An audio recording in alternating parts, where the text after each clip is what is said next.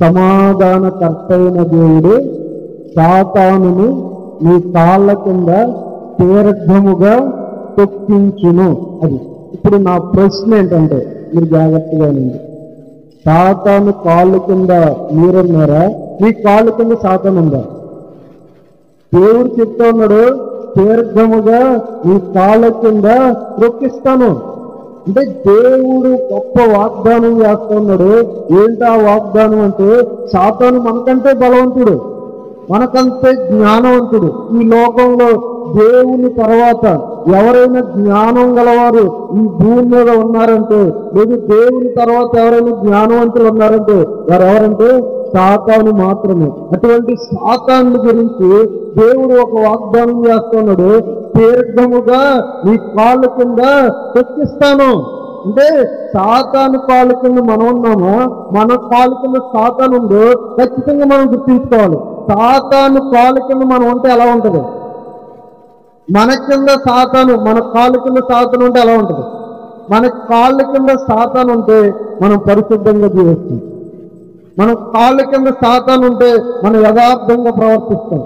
మన కాళ్ళ కింద సాతాను ఉంటే మనం నీతిగా బ్రతుకుతాం. మన కాళ్ళ కింద సాతాను ఉంటే పాపం చేయకుండా బ్రతుకుతాం. మన కాళ్ళ కింద సాతాను ఉంటే ఆత్మపూర్ణులుగా జీవిస్తాం. మన కాళ్ళ కింద సాతాను ఉంటే మనం ప్రార్థనాపరులుగా ఉంటాం. మన కాళ్ళ కింద సాతాను ఉంటే మన కాళ్ళ కింద సాతాను ఉంటే ఈ లోక సౌభాగ్యాలన్నిటినీ చాలా తోలనాడేస్తాం.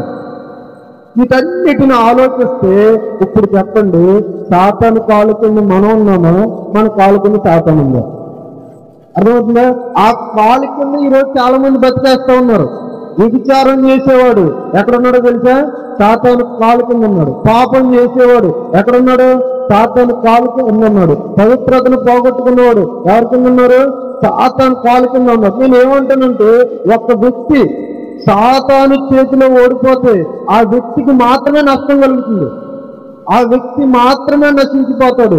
యోగాన్ని మీరు జ్ఞాపకం చేసుకుంటే, యోగాలో సాతాను ప్రవేశించడం వల్ల, సాతాను అతన్ని ఆక్రమించడం వల్ల, సాతాను యోగాన్ని తన కాళ్ళ కింద పెట్టుకోవడం వల్ల యోగ ఏమైపోయాడు? నశించిపోయాడు. అర్థమైందా?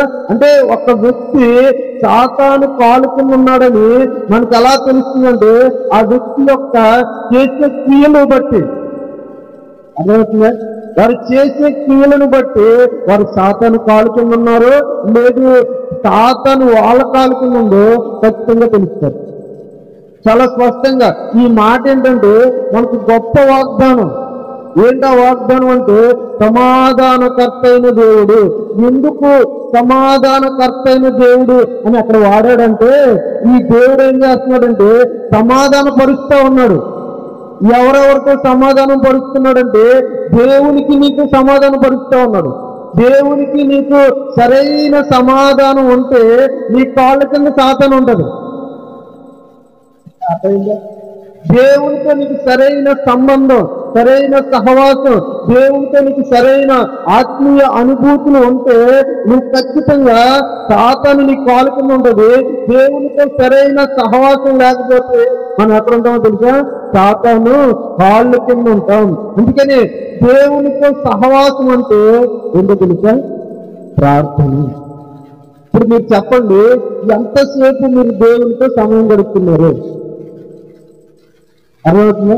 ఎంతసేపు మీరు దేవునితో సమయం గడుపుతున్నారు? దేవునితో ఇష్టంగా ఎంతకాలం బ్రతుకుతూ ఉన్నారు?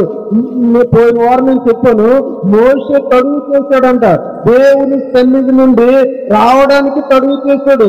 ఎందుకు తడువు చేశాడంటే, దేవునితో సహవాసం చేయడం మోషేకి చాలా ఇష్టమైంది, చాలా సంతోషం అనిపించింది. కాబట్టి ఈ సహవాసం నుండి దూరం కాకూడదని అతడు ఏం చేశాడంటే తడువు చేశాడు. మరొక వ్యక్తి తడువు చేస్తాడు. అక్కడ తెలుసా? సొదొమ గొమొర్రాలో దేవదూతలు వచ్చి చెబుతా ఉన్న లోతుతో, నువ్వు ఇక్కడ నుండి బయటికి వెళ్ళు, నేను ఈ పట్టణాన్ని అంతా నాశనం చేసేస్తాను, అగ్నిని కురిపిస్తానంటే లోతు ఏం చేస్తున్నాడు తెలుసా? తడువు చేస్తా ఉన్నాడు. ఎక్కడి నుంచి? ఆ పాప పట్టణం నుండి, దేవుడు నాశనం చేస్తున్న పట్టణం నుండి బయటికి వెళ్ళడానికి తడువు చేస్తా ఉన్నాడు. ఎందుకంటే తన ప్రాణం అంతా ఆ సొదొమ గుమారుతో పెనవేసుకుంది. ఈరోజు ఈ లోకంతో పెనవేసుకుని దేవుని సన్నిధికి రావడానికి తడువు చేసే వాళ్ళు ఎక్కువ మంది. పట్టణాన్నే నాశనం చేసేస్తాను, ఈ లోకాన్ని నాశనం చేస్తాను అని దేవుడు స్పష్టంగా చెబుతా ఉన్నా ఇంకా తడువు చేస్తా ఉన్నారు. ఎందుకంటే ఈ లోకం మీద, లోకాస్తుల మీద అమితమైన మమకారం, వాటితో పెనవేసుకున్నాం, ఆశపాశాల చేత పట్టబడ్డాం, దానితో బంధించబడ్డాం, వాటి మీద మమకారాన్ని పంపుకోలేక మనం ఏం చేస్తున్నాం తెలుసా? ఇంకా తడువు చేస్తా ఉన్నాం. రక్షణ పొందమంటే ఇంకా తడువు, మారు మనసు పొందమంటే ఇంకా తడువు, బాప్తీసం పొందమంటే ఇంకా తడువు. ఎందుకంటే దాని మీద ప్రీతి సావల. దేవుడు చెప్తా ఉన్నాడు, ఈ పట్టణాన్ని నేను అగ్నితో కాల్చేస్తానన్నప్పుడు దేవుని దూత చెప్తా ఉంది, మీరు ఎక్కడి నుండి వెళ్ళిపోండి, మిమ్మల్ని రక్షించడానికి మీ కొరకు అబ్రహాము ప్రార్థన చేశాడు, మీ రక్షణ కొరకు, కాబట్టి మిమ్మల్ని మేము రక్షిస్తాం, కనుక బయటికి వెళ్ళమంటే తడువు చేస్తా ఉన్నాడు. అంటే ఈ రోజు మనుషుల రక్షణ కొరకు అబ్రహాము లాంటి సేవకులు, విశ్వాసులు ఎంతగానో ప్రార్థన చేస్తా ఉన్నారు. వారు ప్రార్థన చేస్తా ఉన్నా, దేవుడు రక్షించాలనుకున్నా ఇంకా పాపంలో ఉన్న వ్యక్తి ఏం చేస్తాడంటే తడువు చేస్తా ఉన్నాడు. అదేంటి, లోతుని రక్షించుకోబడి ప్రార్థన చేస్తే, రక్షించడానికి దేవదూతలు వస్తే రక్షించబడవలసిన ఇతను ఏం చేస్తున్నాడు? తడువు చేస్తా ఉన్నాడు, తడువు చేస్తా ఉన్నాడు. ఇంకా దాని మీద మమకారం, నాశనం అయిపోతుందని తెలుసు, క్షణాల్లో బూడిదైపోతుందని తెలుస్తున్నా కూడా ఇంకా తడువు చేస్తా ఉన్నాడు. ఎందుకు తడువు చేస్తున్నాడంటే విలువైన వస్తువులు ఏమైనా ఉన్నవేమో, విలువైన మనుషులు ఎవరైనా ఉన్నారేమో. అప్పటికే ఆ ఊరు వారందరూ లోతున్న తిరుగుబాటు చేశారు. మంచి మాటలు చెప్తూ ఉంటే, నువ్వాడోరా, నువ్వు పరాయి వాడు, నువ్వు పరదేశివి, నువ్వు మాకు చెప్తా ఉంటని అతని మీద తిరుగుబాటు చేసి అతన్ని చంపడానికి ఏకమైన ప్రజల మధ్య ఇంకేం కోరుకుంటున్నారో తెలుసా? సంబంధం కోరుకుంటా ఉన్నారు. ఎన్నాళ్ళు వీడితో సహవాసం చేశారు కదా, వీళ్ళు కూడా నా కూడా తీసుకెళ్తే బాగుంది. వాడి తర్వాత వస్తాడు, వాడికి ఇంకా సమయం ఉంది, మన సమయం లేదు. అర్థమవుతుందా? తడువు చేశాడు. ఇక్కడ లోతు ఎక్కడ చూపిస్తున్నాడంటే సాతాను యొక్క కాళ్ళ కింద. అర్థమవుతుంది? సహవాసం, దేవుని సహవాసం కొరకు పరిగెత్తడం కంటే అక్కడ ఏం చేస్తున్నాడంటే నాశనం అయిపోయే వారి కొరకు సహవాసం కొరకు పరుగులు వెళ్తా ఉన్నారు. నేనంటాను, బైబిల్ బహు స్పష్టంగా చెప్తున్న మాట ఏంటో తెలుసా? పరిశుద్ధులతో సహవాసం చేయండి. పరిశుద్ధుల సహవాసం మనకు ఎంతో అవసరం. ఎందుకంటే పరిశుద్ధులతో సహవాసం చేసినప్పుడు దేవుని సన్నిధి వారి మధ్య ఉంటుంది. దేవునికి స్తోత్రం కలిగినగా. హల్లెలూయా. ఈరోజు మన కాళ్ళ కింద సాతాను ఉన్నాడా? సాతాను కాళ్ళ కింద మనం ఉన్నాము. అర్థం కాని పరిస్థితుల్లో ఈరోజు అందరూ బ్రతికేస్తా ఉన్నారు. దేవుడు గొప్ప వాగ్దానం చేస్తూ ఉన్నాడు. ఏంటా వాగ్దానం అంటే, సమాధానకర్త అయిన దేవుడు సాతానుని మీ కాళ్ళ కింద స్థిరముగా తొక్కించును, స్థిరముగా తొక్కించును. అంటే వాడు లేవలేకుండా, వాడు పైకి లేకుండా ఖచ్చితంగా దేవుడు ఏం చేస్తున్నాడంటే నీకు బలాన్ని ఇచ్చి వాడిని చెప్తా ఉన్నాడు. దేవునికి స్తోత్రం కలిగింది.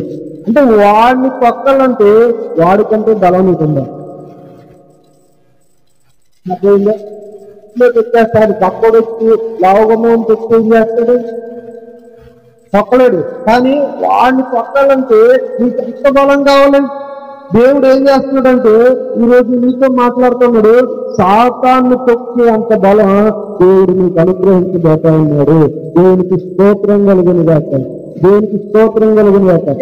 పోయిన వారం మనం చెప్పుకున్నాం ఏముందంటే, వారు అక్షంగుడకు దేవుని మహిమను వారు ఏం చేస్తున్నట్టు మనుషుల యొక్కయు, జంతువుల యొక్కయు, చతుర్పతి జంతువుల యొక్కయు ప్రతిమా స్వరూపాలుగా మార్చేశారు.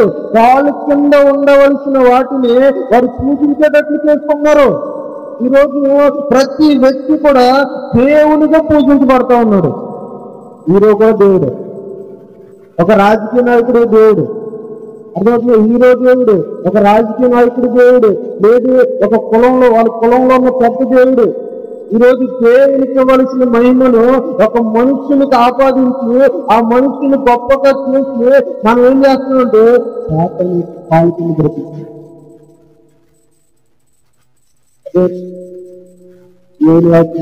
దేవుడు ఒక వాగ్దానం చేస్తా ఉన్నాడు. ఏంటో వాగ్దానం అంటే నేను ఏం చేస్తాను కనుక వాడిని నీ కాలుకి ఉంచుతాను. దాన్ని నువ్వేం చేస్తున్నావు అంటే ఆ కాలుకి నేను ఎక్కువ పెట్టుకుంటాను.